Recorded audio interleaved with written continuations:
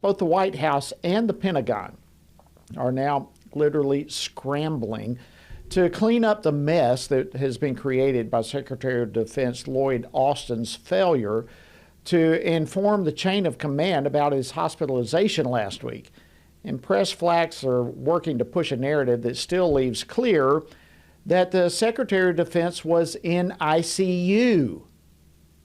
The Deputy Secretary of Defense was on vacation. The Department of Defense Chief of Staff was out because he was sick. And all of this is happening while the White House knew nothing about it. How in the world does a communication breakdown like this even happen? And more importantly, what does this indicate about President Biden and how this administration and the staff is literally managing him? Well, joining me now to discuss this and more is General Jerry Boykin. He's the Executive Vice President here at the Family Research Council. General Boykin spent the last 4 years of his 36-year military career serving as the Deputy Undersecretary of Defense for Intelligence. And of course, you know by now, he was also one of the original members of the U.S. Army's Delta Force. We're deeply grateful for him. General, as always, welcome back to Washington Watch, and Happy New Year to you. Happy New Year to you too, Jody, and it's great to be with you. Well, thank you. Let's ask the obvious question. This situation with the Secretary of Defense, I mean, you spent many years in the Pentagon. You served as the Deputy Undersecretary of Defense for Intelligence. How do you explain such a communication breakdown as occurred here this week?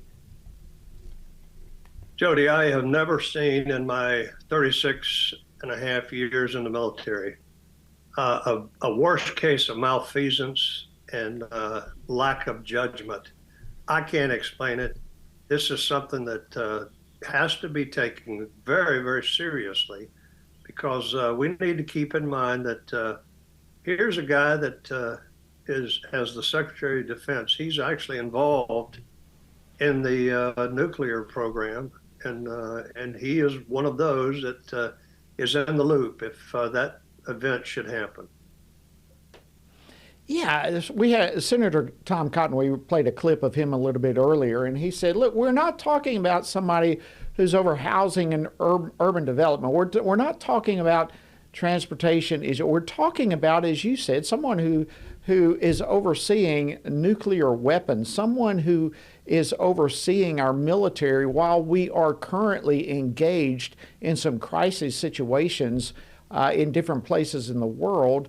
And he is in ICU and no one even knows about it. It's unbelievable. Let's kind of roll back, General. What should have happened? What was the protocol that should have occurred in a situation like this?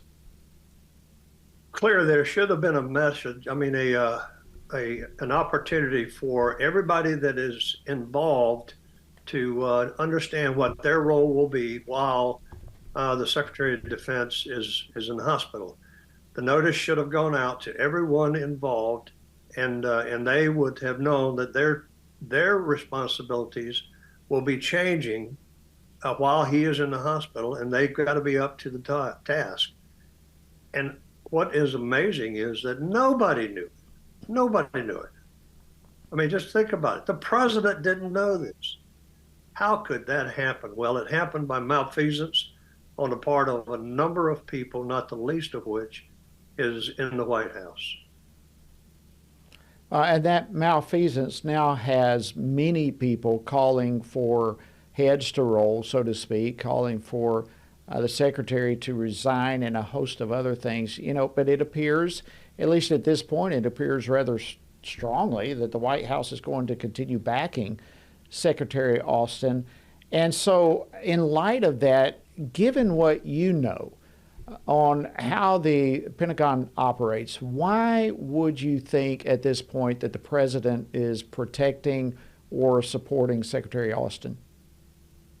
Well, obviously we're in an election year. We're coming right up on it. And I think that this is just one more thing to show that Joe Biden is not running the White House.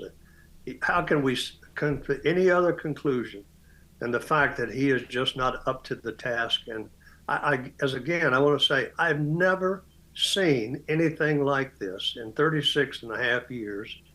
And I don't know what to say other than we have to be very careful as we vote in this next election. We need someone that's up to the job, someone that cares about national security, somebody that has a demonstrated track record of leadership. And I'm sorry to say that right now our president does not have any of this. Yeah, it really is a frightening time just watching. Watching the way he acts when he's on stage, when he's giving different speeches, when he's in conversation with people. Does this somehow, and when I say this scenario with General Austin, does this somehow reinforce perception that this president is really nothing more than a figurehead and that his staff is actually running things for him? Is that kind of the perception you get from all of this? Well, I certainly get that perception, and I think everybody else is paying any attention. Now, you got an awful lot of people that still support the president's way of doing business, if you will. But that said, I think that it shows he's weak, and it also shows that he does not have his eye on the ball. And this is what results when you have a president that is not up to the task. Okay, so we have there's a number of possible things going on here, General, and this may be totally unfair for me to go down this path with you, but I think nobody understands this more than someone like you and your background. But I look at this president and the Secretary of Defense. I look at some of the things that have taken place with this duo working together within our military structure. We've had an Afghanistan pullout that was a disaster. We've had military vaccine mandates that have forced many of our brightest and best trained out of the military. We have had woke military policies from DEI to LGBTQ to CRT, a host of other things. We now are watching abortion funding and the battle, Senator Tuberville. I mean, you just look at this one policy issue, left-wing radical policy issue after another between President Biden and Secretary Austin. Is that perhaps why Biden could be supporting him right now, that here is a yes man, so to speak, who is going to be doing the bidding of the president within the military to advance a liberal left-wing radical agenda? Yeah, let me take you back just a little bit. Let's go back to the Obama administration. And it was very clear to those of us who were in the military, it was very clear who was going to get promoted to the highest levels, the general officers, the flag officers, and they were the people that were willing to support the Obama agenda. Those are the people now that were promoted to the highest positions that we are living with today. They're the ones that are holding these jobs that we were just talking about, and I got to tell you, I think we are paying for it in a way that none of us, I certainly couldn't have predicted, that we would have this kind of situation, something as egregious as a Secretary of Defense really doing nothing. I'd say that would help the military in a big picture way, and I'm telling you, Jody, this is something that Congress has got to get involved in. Congress has got to ask the hard questions here, and I think that they have to give this guy a good assessment. And my ultimate recommendation would be let him go back into retirement and enjoy it. Yep, good consideration there. Well, we had Congressman Mark Alford on earlier, and we were talking about some other things, but this issue did come up, and he did indicate at least he said he hopes that a hearing is going to take place in the Armed Services Committee to get to the bottom of some of this. And I think you're exactly right. Congress is going to have to get to the bottom of it. We also played a clip. I want to, if we can, let's pull up clip 5, General Jerry Boykin. I want to play this for you. This is Senator Cotton. He made a good point earlier today during an interview that he had with Fox. Let's play clip 5, and then I want to get your reaction to this. You have to have the basic sound judgment to give a call to the president or the national security advisor and say, hey, I'm going in for this surgery, or you have to have your staff call in and do that. And if your judgment is so poor on such a simple matter, what does it say about your judgment on things like the withdrawal from Afghanistan, or the support for Israel in the Middle East, or efforts to deter China from attacking Taiwan? That is a great point. Your reaction to that? About that. This is a Secretary of Defense who can't figure out why we didn't meet our recruiting goals this year. Now, think about the fact that we put over 8,000 people out of the military because they wouldn't take the jab. And here we are saying we just can't figure out what's wrong. We can't figure out why young Americans are not signing up. I can tell them in a matter of about 2 minutes.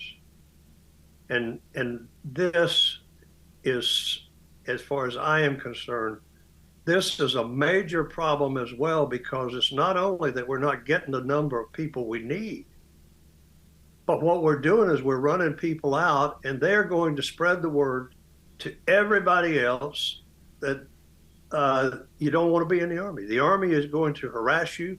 They're going to do things to you that you don't expect and that you don't want to be part of, and all this woke stuff. I can help them a whole lot if they just wanted to know how to improve the recruiting, and so far they haven't asked me. Well, I sure hope they will. It's desperately needed. Listen, our time is beginning to wind down, and while I have you, I wanted to switch topics real quickly, if I can, to Israel. This morning, Israel's spokesman said that they have started a new and less intense phase of their war against Hamas. What was your thoughts on that? Yeah, my first thoughts are, I hope that this is not us being the United States and our leadership, putting pressure on the Israelis to do just what you said, you just talked about. We need to let them fight this fight. We need to let them end it. And that's exactly what Netanyahu said they were going to do.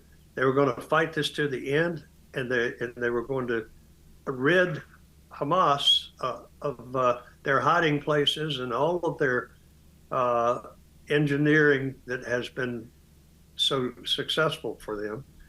So what I would say is, God, come quickly. Yeah, that's the truth. But I agree, we've got to let them end this. If they don't, Hamas will be back, even with greater fury, perhaps not only in Israel, but even here in the United States. But Israel also said over the weekend that after dismantling the military structure of Hamas in the north of the Gaza Strip, that it's now going to take a different tactic, a different approach in the south. What to you would that possibly mean? Yeah, I don't know what it means. And I'm not sure that anybody else knows what it means. What I am going to say is that I hope that when it's all said and done, that Israel has ridded itself of Hamas. And as far as that is concerned, every other terror group that operates in that part of the world. But they've got to do it now. There's not going to be another event like this. And that's what Netanyahu promised. And that's what I think the Israelis expect. And I think that we've got to stand with them, and we've got to make doggone sure that based on what the Bible tells us is so important for us to bless Israel so that we too may be blessed. And now what we're seeing is I think, we are seeing a nation that wants General to fight. Jerry Boykin. Another nation that's supposed to be helping them.